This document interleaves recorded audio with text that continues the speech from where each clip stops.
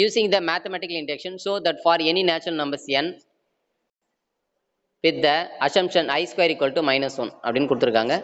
அதுக்கு அடுத்தது என்ன பண்ணி மேத்தமெட்டிக்கல் இண்டக்ஷன் யூஸ் பண்ணி ப்ரூவ் பண்ண சொல்லியிருக்கேன். என்னன்னா r into cos theta plus I sin theta whole power n equal to r power n into cos n theta plus I sin n theta. இந்த ஐன்றது என்ன தெரியுமா, இமேஜினரி நம்பர் சொல்லுவாங்க. இந்த ஐன்றது small ஐன்றது imaginary number அப்படின்னு சொல்லுவோம்.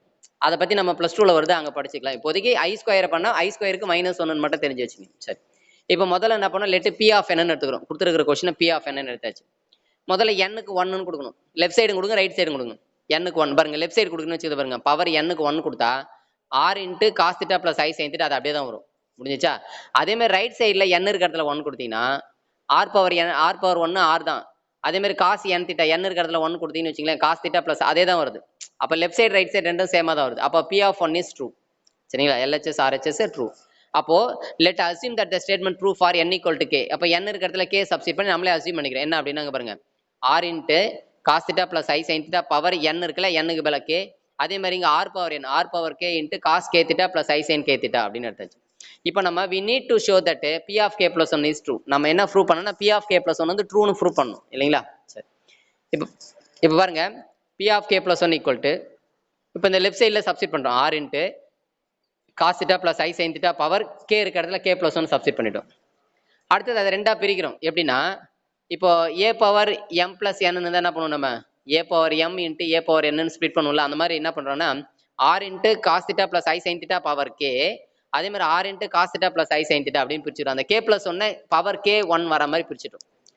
இப்போ இந்த k பிரிச்சிட்டோம் இல்லையா, இதுக்கு பதிலா நம்ம என்ன போடலாம் அப்படின்னு பாத்தீங்கன்னா, அதாவது r பவர் k தனித்தனியா அந்த பவர் பண்ணுங்க.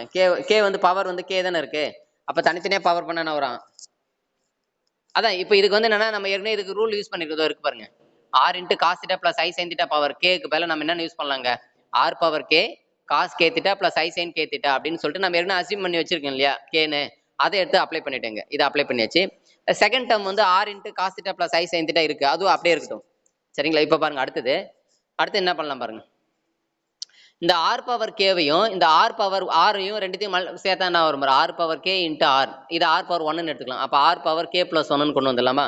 சோ அதை தான் பண்றாங்க, r பவர் k plus 1 கொண்டு வந்துடுறாங்க. சரிங்களா? r power k plus 1. மீதி இருக்கிறது என்ன இருக்கு, cos k theta plus I sin k theta, cos theta plus I sin, இது ரெண்டுத்தையும் அப்படியே மல்டிப்ளை பண்ணும்போது பாருங்க, cos k theta into cos theta, அதே மாதிரி பிளஸ் I into என்ன பண்ணலாம், cos k theta sin theta. ஆக்சுவலா இந்த இடத்துல ஒரு ஸ்டெப் ஸ்டார்ட் பண்ணிட்டாங்க, அவங்க ஸ்டார்ட் பண்ணிட்டாங்க.